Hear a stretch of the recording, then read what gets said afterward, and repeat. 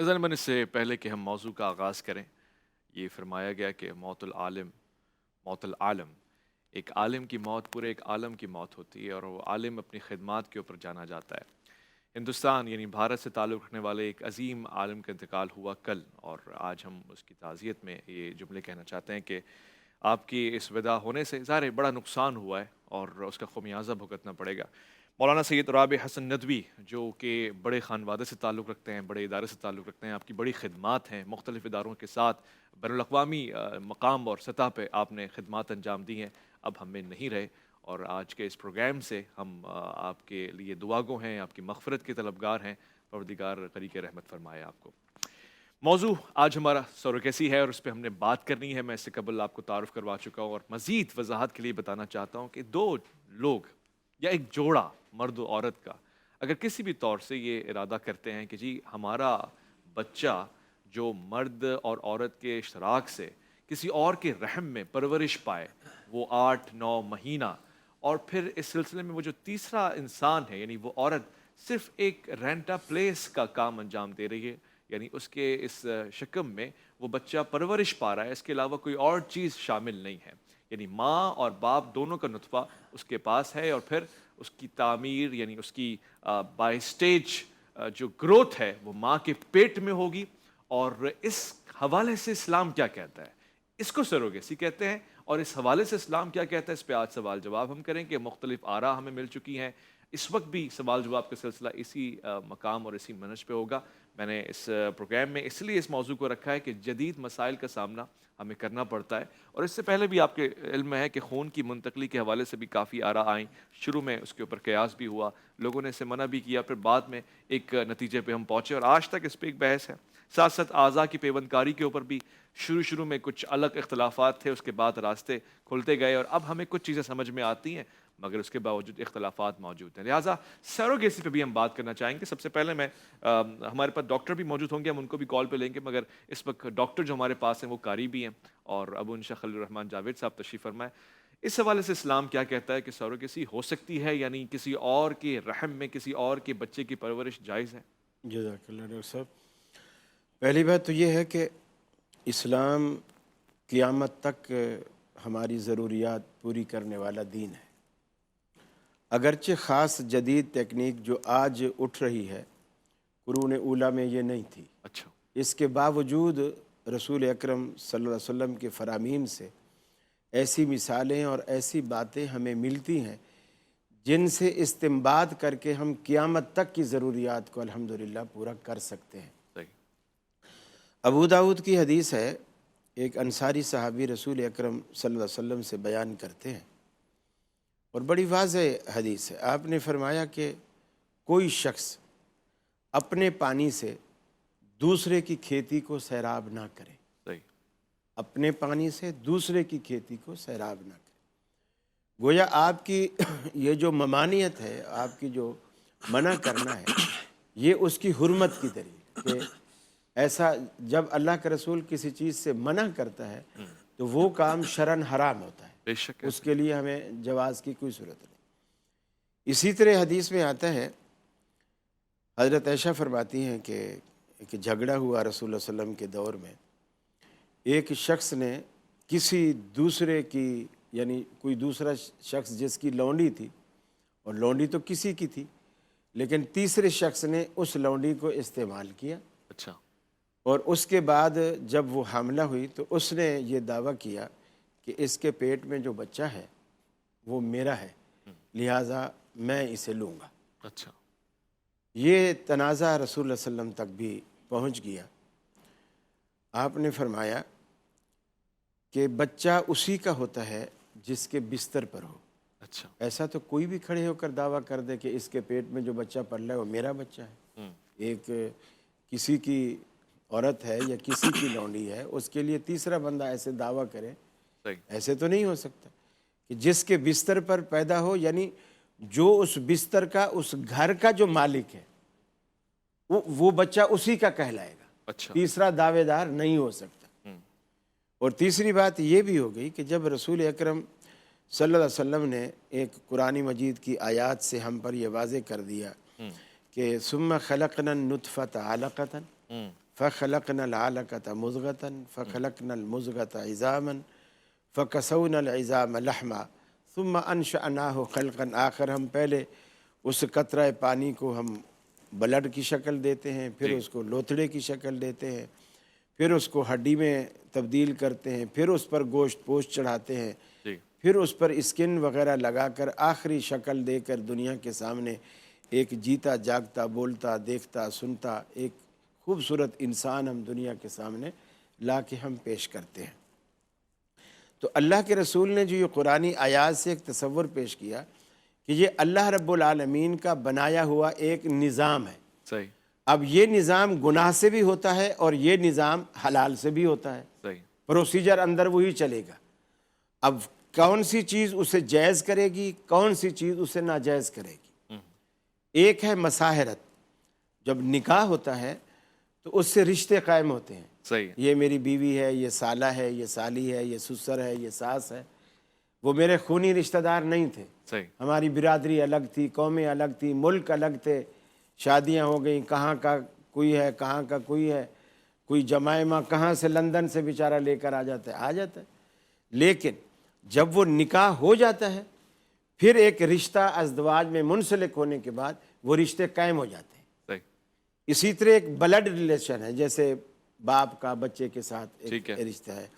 एक रज़ात की रिलेशन है सही। कि जो दूध पीने से पैदा होती है। तो वो जो इसको अल्लाह के रसूल ने नाजायज़ करार दिया वो रिलेशनशिप है जिसके अंदर निकाह शामिल नहीं है। अच्छा। अब जब निकाह शामिल नहीं है तो आप चाहे मनकोहा मियाँ बीवी के भी आप अगर नुत्फे लें हाँ। और तीसरी जगह को आप इस्तेमाल करें हाँ। तो वो भी नाजायज़ कहलाएगी, सही है। इसलिए कि वो पलेंगे पनपेंगे उसके ब्लड से सही है। और वो रिलेशन वहाँ नहीं है, सारे खुराक वहां से मिल रही है। वहाँ से मिल रही है उसको। अलबत्ता मेरी दानिश में इसमें एक शक्ल जायज़ हो सकती है क्या? और वो शक्ल है जिसे गालिबन टेस्ट ट्यूब का नाम दिया जाता है। अच्छा। यानी मशीनी ज़रिए से अच्छा। नुत्फ़े मियाँ बीवी के हों, वो जायज़ तरीके वाला उनका निकाह हो और उन्हीं के नुत्फ़ों से फिर उनको जैसे अंडे मुर्गी के नीचे रखने के बजाय मशीन में रख देते हैं, बल्ब से उसको लाइट देते हैं, उतनी हीट देते हैं, फिर वो 20-22 दिन के बाद बच्चे बन जाते हैं। इंसान भी ऐसे बन जाए तो ये जायज़ है। इंसान भी ऐसे बन जाए, लेकिन कैसे तीसरी इंसान होंगे औरत किसी का रहम किराए पर लेना ऐसा है जैसे आपने माँ किराए पर ले ली। अच्छा। ये तो माँ की अजमत और रुतबे के भी खिलाफ है। यानी मशीनरी किराए पे ले लें। मशीनरी किराए पे ले ले या नुत्फे उनको दे दे सही है। और वो मुआवजा वो पैसे उनको दे कर दे। सकते- मेरी दानिश्त में अच्छा, ये क्यास है। इसलिए कि ये चीज़ रसूल सल्लम के दौर में नहीं थी, जाहिर बात है, लेकिन उसी चीज़ से कि निकाह से रिश्ता जायज़ और हलाल सही होता है। है, ठीक है। तो मैं डॉक्टर साहब इसलिए पूछा था कि नुत्फे वही दोनों मिल रहे हैं। सही। हमने तीसरा ब्लड भी इस्तेमाल नहीं किया। हाँ। उसको बाकी हरारत वरारत जो ठीक चीज़ है। दी जा मेरे रही पास है, चूंकि ये एक मेडिकल की चीज़ है, तिब की चीज़ जी है, मजीद समझने के लिए वैसे वजाहत के साथ आपने बयान दे दिया है और उस पर एक कयास वाली बात भी मैंने इसलिए पूछी कि जदीद मसला, मगर आज इस तिब के मसले को तिब ही से समझने के लिए हमारे पास यहाँ पर डॉक्टर समिया शुजा मौजूद हैं जो इंडस हॉस्पिटल में गायनेकोलॉजी की खिदमात भी अंजाम दे रही हैं। आप हेड हैं, मैं चाहूँगा कि उनको कॉल पे लूँ और उनसे पूछूं कि ये है क्या। अगर हम इसको गलत समझ रहे हैं तो सही भी समझाया जा सकता है कि ये जो दरअसल उजरती हमल है इसे समझने की कोशिश हमें करनी चाहिए, उसके बाद फिर इस मौजू को हम मजीद जिक्र में ला सकते हैं। अस्सलाम वालेकुम वरहमतुल्लाह। डॉक्टर साहब, आप मुझे सुन सकती हैं? वालेकुम अस्सलाम। जी, मैं बिल्कुल आपको सुन सकती हूँ। शुक्रिया आपका कीमती वक्त, मैं इसका तशक्कुर पेश करूं, मगर सैरोगेसी है क्या डॉक्टर साहब और उसको हम किस तरह से समझें आसान अल्फाज में? आपके साथ जो उलमा तशरीफ रखते हैं उनकी कुछ गुफ्तगू मैं सुन पाई अभी जब आपने मुझे लाइन पे लिया जी। तो उन्होंने बड़े एक सहल जुमले में इसको बयान किया है कि ऐसा ही है कि जैसे कि मादरे रहम को किराए पे ले लिया जाए। जी। इसको आगे बढ़ाती हूँ कि जो कपल्स या जो जोड़े नॉर्मल तरीके से वालिदैन नहीं बन सकते तो उनके लिए डिफरेंट तरह की टेक्नोलॉजीज आजकल राइज हैं। सही। उसमें एक टेक्नोलॉजी जिसको इन विट्रो फर्टिलाइजेशन कहा जाता है और जिसका तज़किरा अभी आपकी गुफ्तगू में भी आया कि माँ और बाप के सेल्स को लेके आर्टिफिशियल तरीके से पहले उनको मिलाया जाता है। सही। और फिर उसी जो जेनेटिक मदर जो होती है उसी की ووم میں یا اس کے رحم میں اس کو پلنے بڑھنے کا موقع دیا جاتا ہے. وہ ایک ایسا طریقہ کار ہے جو ہمارے پاکستان میں اس سے بہت سارے جوڑے مستفید بھی ہو رہے ہیں اور وہ شرعی لحاظ سے بھی ایک جائز طریقہ سمجھا جاتا ہے. اچھا. دوسرے جو طریقے ہیں جیسے ایک مثال لیجئے کہ کسی عورت کی رحم کو کسی بیماری کی وجہ سے نکال دیا گیا. اچھا. اب اس کے پاس ایگز تو موجود ہیں, اووریز ہیں, انڈے دانی ہیں, لیکن اس کے پاس وہ رحم نہیں ہے جس میں اس بچے کو 9 مہینے کے لیے قیام کرنا تھا. صحیح. تو اس صورت میں اگر اسی ماں کا اووم لے کے, جس کو بیضہ بھی کہتے ہیں, اور اس کے ہسبینڈ کا سپرم لے کے, تو اگر ان کو پھر آرٹیفیشل طریقے سے لیبارٹری میں ملاپ کا موقع دیا جائے, لیکن وہ جو ملنے کے بعد جو چیز جنم لیتی ہے, جو بچے کی ابتدائی شکل ہوتی ہے, اس کو اگر کسی دوسری عورت کے رحم میں پلنے کا موقع دیا جائے اور وہ عورت اس کو 9 مہینے تک اپنے رحم میں رکھے اور پھر اس کی جب پیدائش ہو جائے تو وہ بچہ اس کے حقیقی والدین کے حوالے کر دیا جائے, تو یہ اس کو یہ ایک بڑی عام فہم قسم کی جو صورت ہے وہ یہی ہے, ورنہ اس کی آگے ٹائپس بہت ساری ہیں. یہ ایک بڑا کمپلیکس فینومینن ہے. کمپلیکس ہے, مگر آپ کی گفتگو سے میں اس کو آسان پا رہا ہوں اور یہ سہل ہوتا جا رہا ہے. ڈاکٹر صاحب, میں 3 سوال بڑے شارٹ یس اور نو والے پوچھ رہا ہوں تاکہ میں سمجھ سکوں اس کو. پہلی چیز یہ کہ کیا بچے کی اس پرورش سے وہ جو ماں ہے جس نے اپنا حمل کرائے پہ دیا ہے, اس کی صحت پہ کوئی فرق پڑتا ہے؟ دیکھیے, وہ ماں تو اس میں انگیج ہی نہیں ہوئی نا. اس نے تو اپنے جسم کا ایک حصہ الگ کر کے وہ دے دیا کہ یہ کہیں اور پلے بڑھے. نہیں, تو ایسے ہی ہوگی وہ ماں جو بچے کو پال رہی ہے, یعنی میں نے ماں کہہ دیا, وہ عورت جو بچے کو پال رہی ہے, جس کے پیٹ میں بچہ پرورش پا رہا ہے, اس کی صحت پہ کوئی فرق پڑتا ہے؟ اس کی صحت بالکل اس طریقے سے متاثر ہوگی جیسے کسی بھی نارمل حاملہ عورت کی صحت اس پریگننسی کی وجہ سے متاثر ہوتی ہے. یعنی اس کا نیوٹریشن اس کو چاہیے ہوگا, اس کے نتیجے میں بعض دفعہ حمل کے نتیجے میں کچھ بیماریاں بھی سامنے آتی ہیں. تو اگر وہ اللہ تعالیٰ نے کچھ ایسا فیصلہ کیا ہوا ہے کہ اس حمل کے نتیجے میں یہ بیماری سامنے آئے گی, تو وہ عورت اس بیماری کا بھی برڈن اس کو سہنا پڑتا ہے. خوب, ٹھیک ہے. یہ میں نے اس لیے پوچھا کہ ان نیچرل پروسیس کے ذریعے وہ حاملہ ہو رہی ہے نا. دوسرا سوال یہ کہ کیا بچے کی صحت پہ کوئی فرق پڑتا ہے جبکہ وہ بھی ایک ان نیچرل پروسیس کے ذریعے کسی اور کی شکم میں پرورش پا رہا ہے؟ دیکھیے, جو آپ نے جو بات کی, میں اس کو اس طرح سے دیکھتی ہوں کہ ایک ہوتی ہے ایک فزیکل ہیلتھ ہوتی ہے اور دوسری ہوتی ہے ایک ایموشنل ہیلتھ. تو جو اس کو اگر ایک اس کے فلسافیکل پرسپیکٹو سے اس کو دیکھوں تو ہو سکتا ہے کہ جو بچے کی ایک ایموشنل گروتھ ہے اس میں فرق پڑتا ہو, اور باقی جو فزیکل گروتھ ہے وہ بالکل ویسے ہی ہے. It may or may not be affected by this process. ٹھیک ہے. ڈاکٹر سمیہ شجاع صاحب, آپ ہمارے ساتھ رہیے گا. گفتگو بہت لطیف ہو رہی ہے اور اس میں بہت سارے ایسے راز ہیں, ایسے راستے ہیں جن کو اب تک سمجھنا ہے اور ہمیں طے کرنا ہے. ڈاکٹر صاحب, آپ بھی گفتگو کو ملاحظہ فرما رہے ہیں. اب میں آپ سے ہی سوال پوچھنا چاہتا ہوں کہ ایسی صورتحال میں جہاں کسی کا فائدہ ہو رہا ہے اور اگر کوئی ایسی صورتحال بن سکتی ہے کہ کسی بچے کی پرورش ہو جائے جبکہ وہ خود ناتواں ہوں اس بچے کی دنیا میں لانے کے اس پروسیس سے گزرنے کے لیے, تب بھی ہم کہہ سکتے ہیں کہ یہ راستہ ہے اور اسلام اس حوالے سے اجازت دیتا ہے ہمیں؟ بسم اللہ الرحمن الرحیم. اب میں معذرت خواہوں اگر میں وقفے سے ہو کر آ جاؤں کہ یہ گفتگو بار بار کٹ نہ جائے اور بہت اہم گفتگو آپ کی رہے گی. ہم وقفے کی طرف جا رہے ہیں, ہم لوٹ کر آئیں گے. الف لام میم آپ کا انتظار رہے گا.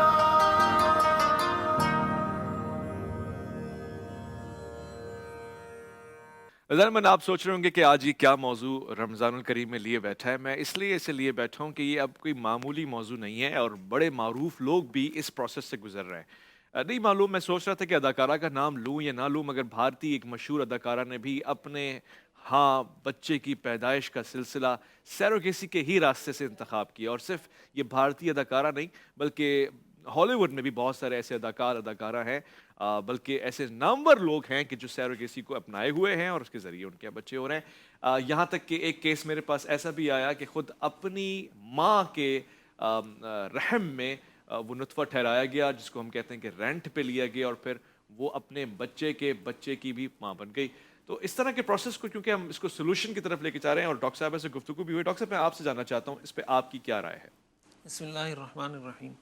دیکھیں اس طرح کے جو جدید موضوعات ہوتے ہیں اس پر جب گفتگو کی جاتی ہے تو ہمیشہ سے فقہی لحاظ سے جب کسی موضوع کو ڈسکس کیا جاتا ہے سب سے ایک بنیادی بات تو یہ ہوتی ہے کہ شریعت کے اصول قرآن حدیث کی روشنی میں سب سے پہلے اس کو دیکھا جائے اور پھر اس کے ساتھ ساتھ یہ بھی دیکھا جائے کہ اس کے عواقب اور نتائج اس کے رزلٹس کیا ہوں گے، معاشرے پر اس کے اثرات کیا ہوں گے.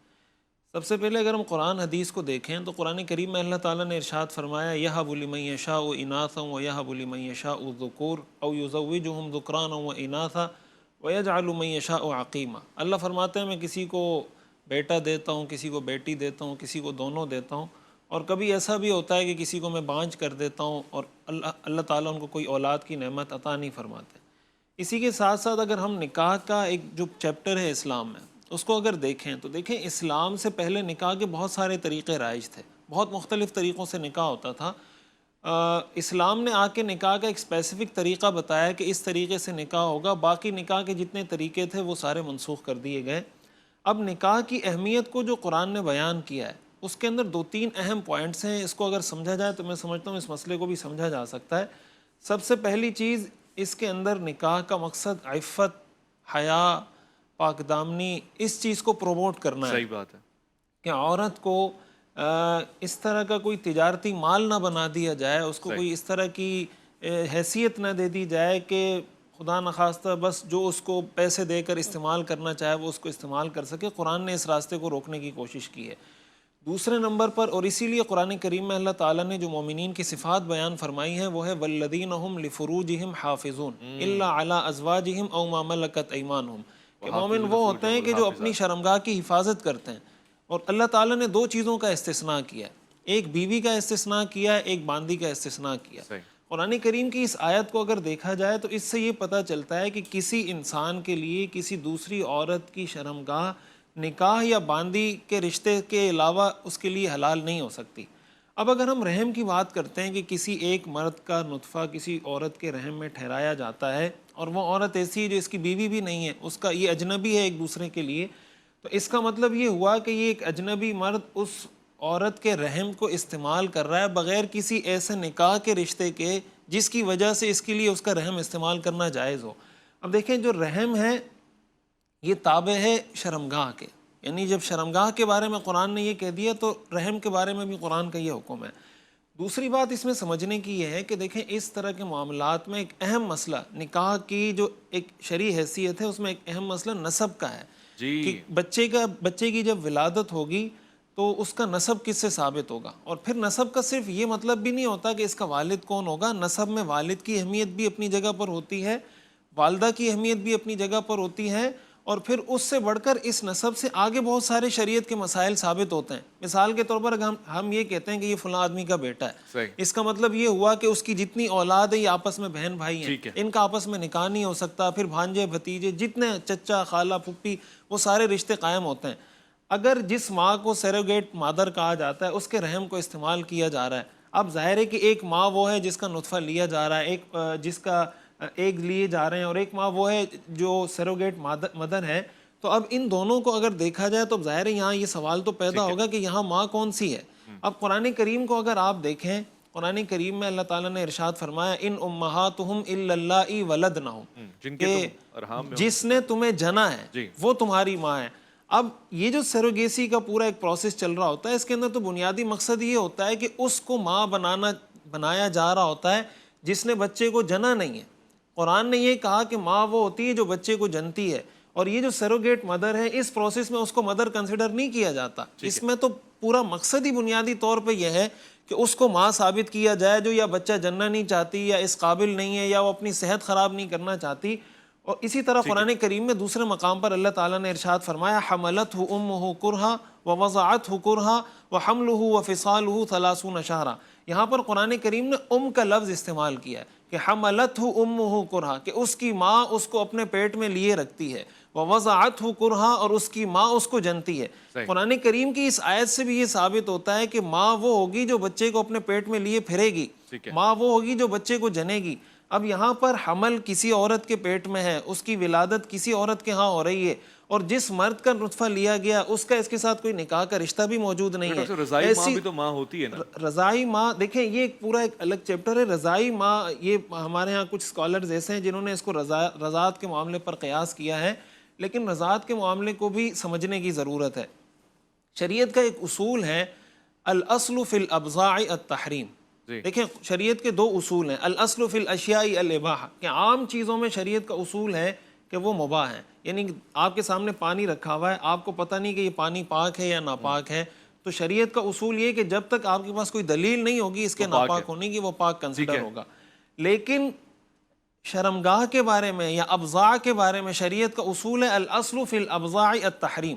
اس کے اندر اصل حرام ہونا ہے. یعنی آپ کے لیے کوئی عورت اس وقت حلال ہو سکتی ہے جب اس کے حلال ہونے کے لیے کوئی دلیل موجود ہو. یہاں پر ہم یہ کہتے ہیں کہ حرام ہونے کے لیے دلیل چاہیے, وہاں ہم یہ کہتے ہیں کہ اس کے حلال ہونے کے لیے دلیل چاہیے. اس کا مطلب یہ ہوا. اس سے ایک اور بات یہ نکلتی ہے کہ شریعت نے جو اس نکاح کے معاملے کو حلال قرار دیا ہے یا رضاعت کے معاملے کو حلال قرار دیا ہے, یا ایک عورت ایک مرد کو دوسرے کے لیے حلال قرار دیا, یہ ضرورت کے تحت اس کو جائز قرار دیا, اس لیے کہ نکاح نہیں ہوگا تو لوگ ناجائز طریقے کی طرف جائیں گے. آپ کی گفتگو کا خلاصہ یہ ہے کہ اگر اس عورت سے جس کو ہم سیروگیٹ مدر کہہ رہیں اگر اس سے نکاح کر لیا جائے تو سارے مسئلے حل ہو جائیں گے. دیکھیں اگر وہ اس کی بیوی ہے پھر تو وہی بات آ جائے گی جو ٹیسٹ ٹیوب بیبی کا مسئلہ ہے, اس کے اندر بھی ایک دو باتیں یہ سامنے رکھنی چاہیے. میں دونوں باتیں سنوں گا. ڈاکٹر صاحب ہمارے ساتھ موجود ہیں. ڈاکٹر صاحب میں ان سے بھی رائے لے لوں تاکہ ان کو میں پھر زیادہ ہو سکتا ہے پیشنٹس دیکھ رہی ہوں اور مصروف ہوں ہاسپٹل میں. ڈاکٹر صاحب آپ مجھے اگر سن سکتی ہیں تو میں آپ سے کچھ سوال پوچھنا چاہتا ہوں اسی گفتگو سے ریلیٹڈ. آپ کو میری آواز آ رہی ہے؟ آواز آ رہی ہے. ٹھیک ہے. آپ نے علماء کرام کی گفتگو بھی سنی, اس سے پہلے قاری صاحب گفتگو فرما رہے تھے, پھر ڈاکٹر صاحب نے بھی اپنی رائے کا اظہار فرمایا. اب مجھے پوچھنا ہے وہ یہ کہ یہ جو تیسرا انسان ہے جس کو ہم سیروگیٹ مدر کہہ رہے ہیں, جس کے رحم میں اولاد پلے گی, آپ کو نہیں لگتا کہ اس کی ایک اٹیچمنٹ اس کے ساتھ ہو جائے گی جب وہ تکلیف سہے گی اور جب وہ دنیا میں اس کو جنے گی, تو ایسا کیسے ہو سکتا ہے کہ وہ رشتہ ختم ہو جائے گا, آپ نے پیسے لیے اللہ حافظ کا, اس کے بعد کبھی آپ اس کے پلٹ کے پوچھیں گے نہیں, یہ ممکن ہے؟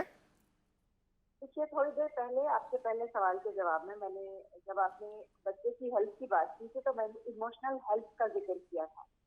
تو یہ جو ایموشنل ہیلتھ ہے یہ صرف بچے کی نہیں ہوتی, یہ ماں کی بھی ہوتی ہے. تو میں آپ سے بالکل اس بات سے متفق ہوں کہ اس ماں کو بھی اس بچے کے ساتھ ایک ایموشنل اٹیچمنٹ ڈیفینیٹلی ہو سکتی ہے. اور یہ جیسے میں نے پہلے بھی کہا, میں اپنے الفاظ دہرانا چاہتی ہوں کہ سروگیسی ایک بہت کمپلیکس فینامنا ہے, بڑی کمپلیکس ٹیکنیک ہے.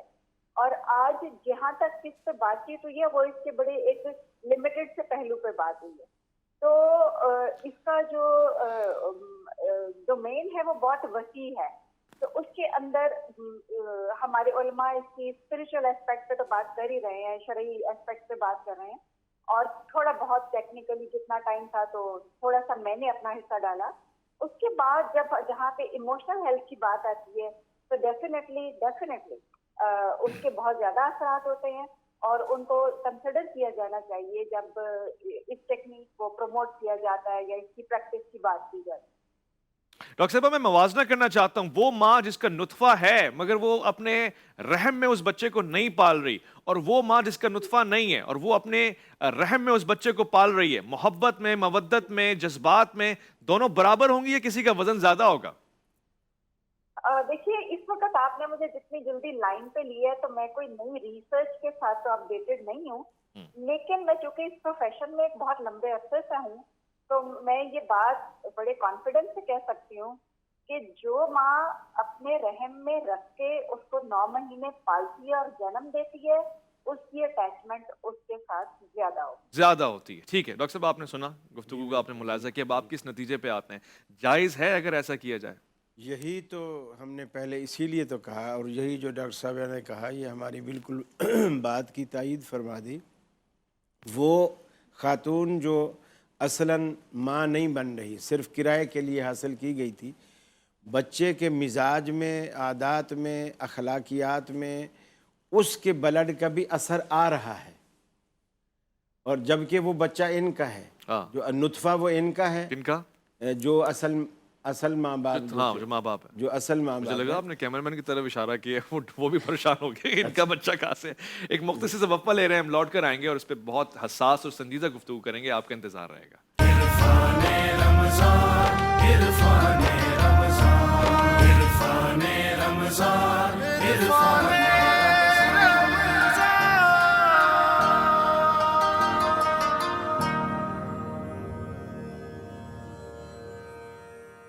ظاہراً آج گفتگو انتہائی دقیق ہے اور بہت ہی سنجیدہ پہلوؤں سے ہم گزر رہے ہیں. ہم کوشش کر رہے ہیں کہ اس کو آسان بنایا جائے. یقیناً انسان جب دنیا میں آیا ہے تو پھر اس کی تخلیق کا عمل اور پھر اس کے مولود ہونے کا عمل، یہ سارا کچھ ایک حصہ ہے اور اس کو بہت ہی حساس، سنجیدہ اور میں سمجھتا ہوں کہ آسان جملوں تک پہنچانا ہمارا ذمہ رہے گا اور ہم اس پروگرام میں یہی کوشش کر رہے ہیں. اس سے قبل بھی گفتگو ہوئی اور آپ نے دیکھا کہ ڈاکٹر صاحبہ نے بھی اپنی رائے کا اظہار فرمایا. میں قاری صاحب آپ سے سوال پوچھ رہا تھا، اچھا یہ کون سی صورت ہے اور اس میں اسلام کیا کہتا ہے کہ میں اگر بچی کو دودھ پلا دوں تو اس کی اجرت لے لوں، یا پھر جیسے رضاعت کا معاملہ ہے، یا پھر اسی زاویے میں اگر اس کو حمل میں رکھے تو وہ اس کی خالی اجرت لے لے، اجرت کا معاملہ طے ہو سکتا ہے کہ یہ جائز اجرت ہوگی؟ دیکھیے، یوں تو شریعت نے اجرت رکھی ہے، جیسے اگر کوئی شخص اپنی بیوی کو بچہ ہونے کے بعد طلاق دے دیتا ہے، اپنی بیوی کو بچہ بھی ہو گیا لیکن اس نے طلاق دے دی. اب چھوٹا بچہ ہے، ظاہر بات ہے وہ ماں کے ساتھ اٹیچ ہے اور اس نے دودھ بھی پلانا ہے. تو یہاں شریعت کہتی ہے چونکہ اب وہ اس کی بیوی نہیں رہی لیکن بچہ اس کا پال رہی ہے، تو وہ اس کا معاوضہ لے گی. اس کو دودھ کا معاوضہ بھی دے، بچے کا خرچہ بھی دے، عورت کا خرچہ بھی دے جب تک بچہ اس کے پاس ہے. تو یہ تو ایک جواز کی شکل ہے، لیکن جواز صرف اس کے جائز ہونے سے وہ بچہ جائز نہیں ہوگا، وہ طریقہ کار الگ ہے. رضاعت جو قائم ہوتی ہے وہ اسی ماں کا جس سے بیٹا پیدا ہوا ہے اسی کا دودھ پیے، اس سے رضاعت نہیں ہوتی. اچھا، رضاعت ہوتی ہے بچہ کسی کا ہوتا ہے، ٹھیک ہے. دودھ اسے کوئی اور عورت پلاتی ہے. یعنی بچہ کسی کا ہے اور وہ فرض کیا کہ بچہ پیدا ہوتے ہی والدہ فوت ہو گئی، صحیح. اب ظاہر بات ہے اسے کوئی کیئر کرے گا. ٹھیک ہے. اب وہ اس بچہ کی کوئی خالہ تھی، کوئی اور رشتہ تھا، تو انہوں نے اس کو رکھ لیا، اب انہوں نے دودھ بھی اس کو پلا دیا.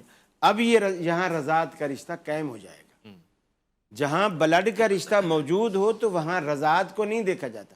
ہر ماں اپنے بچے کو جنم بھی دیتی ہے اور دودھ بھی پلاتی ہے، تو ہم نہیں کہتے کہ یہ اس کا رضاعی بھائی ہے، حالانکہ اس کے سارے بچوں نے اس کا دودھ پیا ہوتا ہے، لیکن ہم اس کو رضاعی بھائی نہیں کہتے.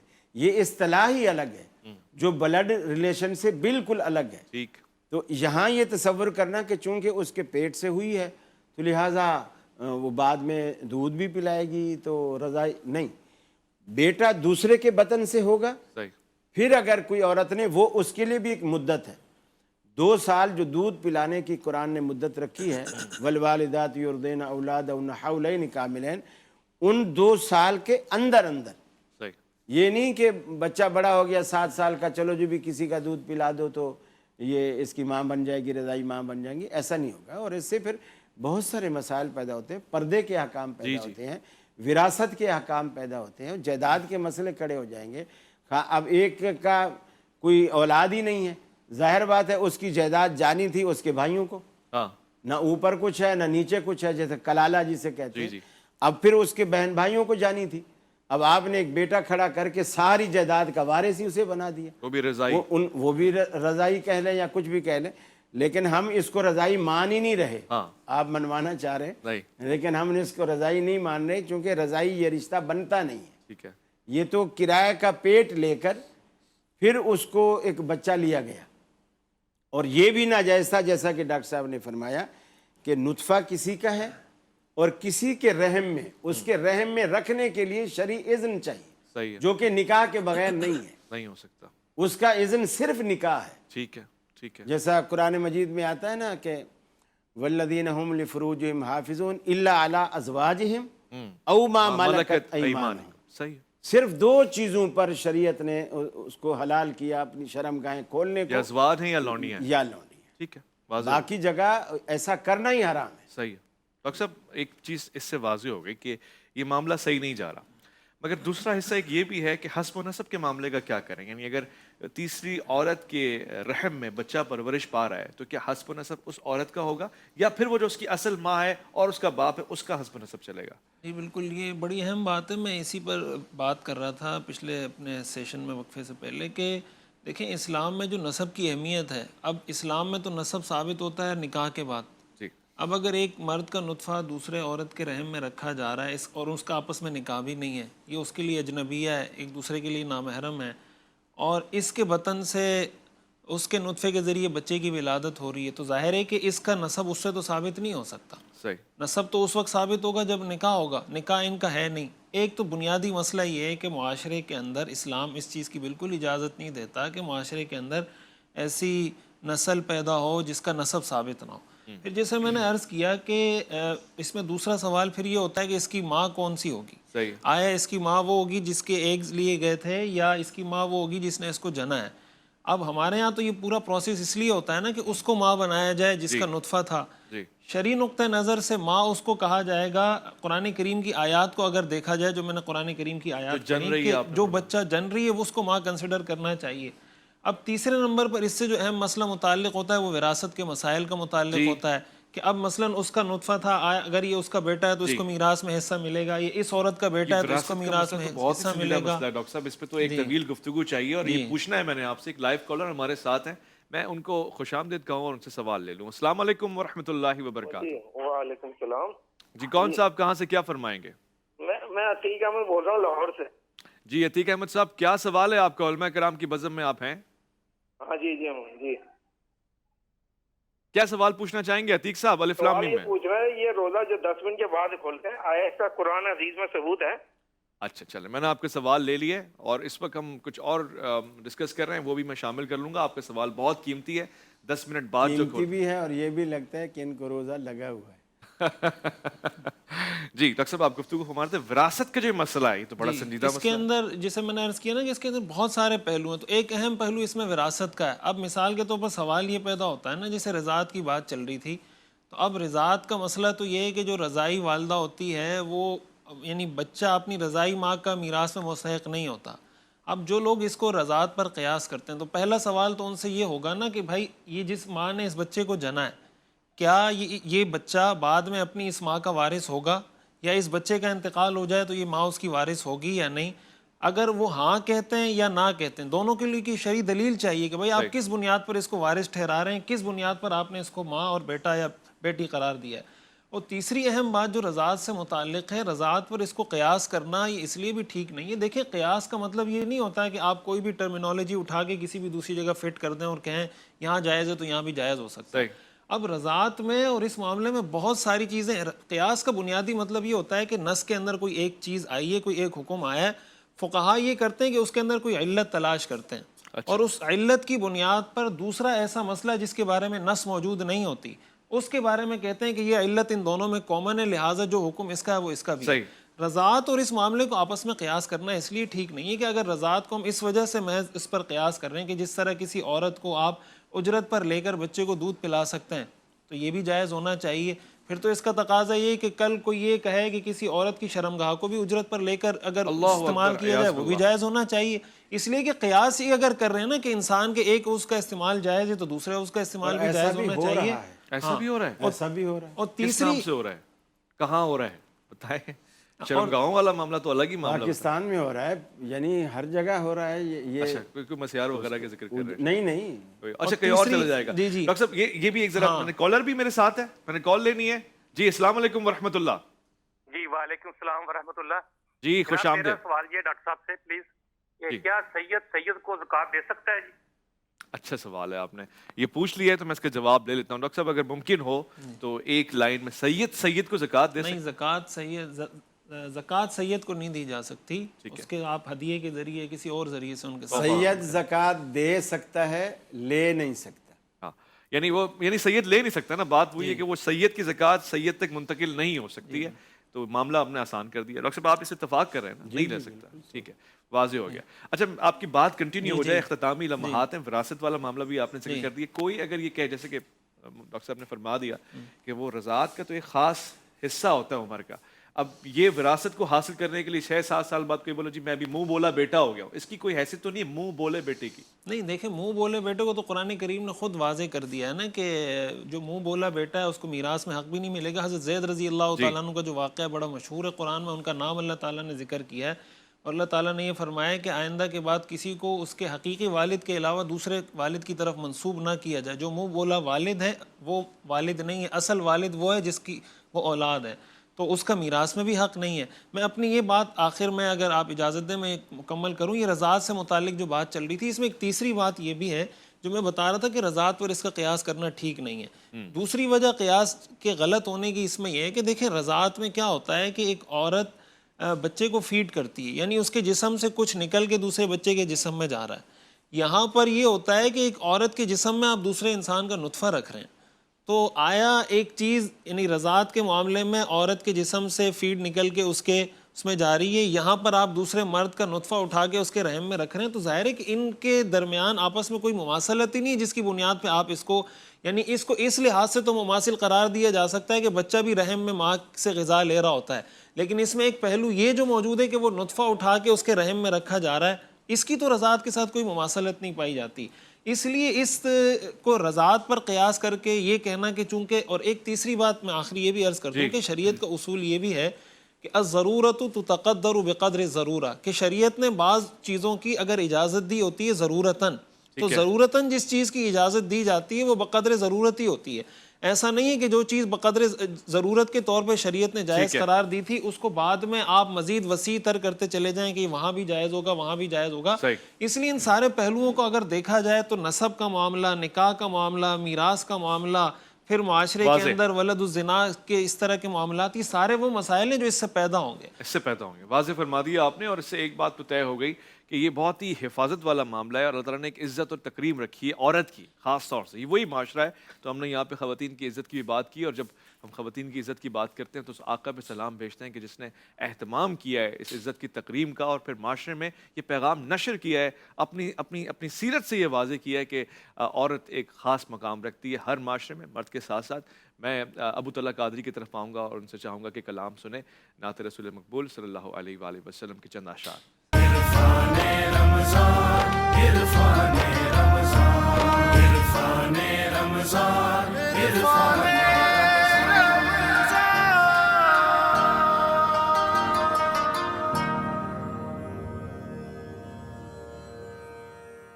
خوش آمدید۔ عرفان رمضان کا یہ خاص حصہ جس میں آپ کو لائیو کالز کرنے کا بھی اجازت ملتی ہوتی ہے، اور آپ کوشش بھی کرتے ہیں کہ کالز کر لیں۔ میں تو کہوں گا کہ اس 5 منٹ میں جیسے کہ ڈاکٹر صاحب نے بھی کہا کہ آپ اس کے علاوہ بھی کوئی سوال پوچھنا چاہتے ہیں جو ہمارا موضوع آج سروگیسی چل رہا تھا، تو آپ ویلکم، میں آپ کو کہوں گا آپ کال کر سکتے ہیں، روزے کے حوالے سے پوچھ سکتے ہیں۔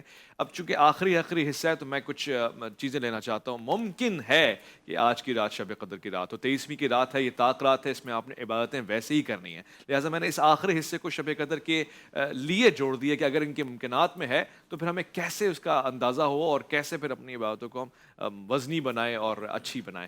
تو ڈاکٹر صاحب چونکہ ہو سکتا ہے کہ کال آئے، مگر اگر آج کی رات شب قدر کی رات ہے، 23ویں کی رات، تو ہمیں کیسے اندازہ ہوگا کہ آج ہی کی وہ رات ہے اور آج ہم زیادہ عبادت کریں؟ جزاک اللہ۔ جو رسول اکرم صلی اللہ علیہ وسلم نے خاص نشانی بتائی ہے وہ تو یہ بتائی ہے کہ جب وہ رات یہ رات مغرب سے شروع ہوگی اور طلوع فجر تک باقی رہے گی۔ یہ نہیں کہ اس میں کوئی ایک مخصوص سا چھوٹا سا حصہ ہے، وہ پوری رات ہی وہ اس کے اندر ہے۔ آپ کو اس میں سے کچھ حصہ بھی مل گیا، آپ نے گویا وہ رات پا لی۔ تو اس میں آپ نے فرمایا وہ رات گزرنے کے بعد جب سورج طلوع ہوتا ہے تو اس کی شعاؤں میں وہ تندی اور تیزی نہیں ہوتی جو عموماً جھلسا دینے والی ہوتی ہے یا آنکھوں کو تکلیف دیتی ہے، ہم اسے دیکھ نہیں پاتے۔ بالکل وہ پلیٹ نما سورج نکلتا ہے اور آپ آسانی سے اس کو دیکھ سکتے ہیں جس طرح آپ چاند کو دیکھتے ہیں۔ تو یہ تو ایک اس رات کے گزرنے کے بعد ہے۔ باقی علماء یہ بتاتے ہیں کہ جن لوگوں نے وہ رات پائی ہے کہ اگر وہ رات ہمیں حاصل ہو جاتی ہے تو ہم یہ محسوس کرتے ہیں کہ اگر ہم قرآن پڑھ رہے ہیں تو قرآن میں دل لگ رہا ہے، یعنی یہ نہیں اکتاہٹ ہو رہی کہ یار بس کرو ایک پارا ہو گیا تھک گیا۔ نماز پڑھ رہا ہے تو اس کو نفل میں مزہ آ رہا ہے، سجدے میں گیا ہے تو دل چاہ رہا ہے سجدے سے ساری نہ اٹھاؤں، اس لیے کہ یہ اب اس کو ایسی رات حاصل ہو گئی ہے کہ جو محب کو محبوب سے ملا کیا رہے ہیں۔ خوبصورت جملہ. لائیو کالر بھی ہمارے ساتھ ہیں اور آپ کی کال کو بھی ہم ملا دیں گے آپ کے جواب کے ساتھ. السلام علیکم ورحمۃ اللہ. جی وعلیکم السلام سر، کون کیا سا؟ حال ہے؟ الحمدللہ. کیا فرمائیں گے حضرت؟ جی میں یہی فرماؤں گا، میں محمد جید بات کر رہا ہوں ملتان سے. جی تو میں پھرتا ہوں نا، کاروبار میرا تھوڑا سا ایسا ہے، تو انصاف نہیں ہے، یہاں حق نہیں ہے. تو عبادت تو ہے اللہ کی، اس میں عمل نہیں کیا جا رہا، تو صرف وقتی ہم سننے تک رہ گئے ہیں، صحیح. عمل نہیں ہو رہا. یہ سوال میرا آپ کا کیا ہے حضرت؟ جی آپ نے بہت اچھی گفتگو کی ہے. سوال آپ کا کیا ہے؟ کوئی علماء سے سوال پوچھنا چاہتے ہیں آپ؟ نہیں سر، یہ سوال نہیں پوچھنا، صرف آپ پیغام پہنچا دیں، چلو آپ کے لیے پہنچ جائے پیغام. تو عمل بہت ضروری ہے، عمل نہیں ہو رہا. ماشاءاللہ آپ اتنا اچھا پروگرام کرتے ہیں، آپ کی باتیں ہیں، تو یقین میرے ملتانی دوست کا آپ کو پیغام پہنچ گیا. آپ بات بالکل صحیح فرما رہے ہیں، جو آپ کہہ رہے ہیں اس پہ عمل بھی کریں، اور یقیناً عدل و انصاف کا یہاں پہ خاص خیال رکھنا ہے. ہم نے 2-3 پروگرام عدل کے اوپر کیے ہیں. ایک پروگرام عدل الہی، پھر ہم نے معاشرے میں عدل کا نظام، پھر اسلامی عدل کیا تقاضا کرتا ہے. یقیناً آپ صحیح فرما رہے ہیں، سے بات ہو رہی ہے. ڈاکٹر صاحب، شب قدر اگر آج کی رات ہے، کوئی ایسا سگنل، کوئی ایسی پہچان کہ میں آج کی رات کو پکڑ لوں اور پھر سارے گناہ بخشوا لوں؟ حضرت عائشہ رضی اللہ تعالیٰ عنہ نے رسول اللہ صلی اللہ علیہ وسلم سے یہ پوچھا تھا کہ اگر مجھے شب قدر مل جائے تو میں کیا کروں؟ تو آپ صلی اللہ علیہ وسلم نے فرمایا کہ آپ یہ دعا کریں، اللہم انک عفو تحب العفو فاعف عنی، کہ اللہ آپ بہت زیادہ معاف کرنے والے ہیں اور معاف کرنے کو پسند بھی کرتے ہیں، لہٰذا اللہ مجھے معاف فرما دیجیے. ایک تو اس دعا کا ظاہر مسنون دعا ہے، حدیث سے ثابت ہے، تو اس دعا کو ان الفاظ میں پڑھنے کا اہتمام کرنا چاہیے. صحیح. اور اسی حدیث سے یہ بات معلوم ہوتی ہے کہ شب قدر کا جو ایک خاص عمل ہے وہ یہ کہ انسان اپنی اللہ سے بخشش کرواتا ہے، یعنی اپنے آپ کو اللہ کے ساتھ راز و نیاز تعلق. ہمارے یہاں آپ دیکھیں ہم 2-3 منٹ سے زیادہ دعا نہیں کر سکتے. صحیح. تو انسان کم از کم اپنے آپ کو اس بات کا عادی بنائے کہ کم از کم 15-20 منٹ 25 منٹ اللہ کے سامنے ہاتھ اٹھا کے مانگتا رہے. حدیث شریف میں آتا ہے لِيَسْأَلْ أَحَدُكُمْ رَبَّهُ شِسْعَ نَعْلِهِ وَمِلْحَ عَجِينِهِ، کہ اگر تم نے جوتے کا تسمہ ٹوٹ گیا وہ بھی اللہ سے مانگو، اگر آٹے میں نمک کم ہے وہ بھی اللہ سے مانگو. یعنی چھوٹی چھوٹی چیزیں.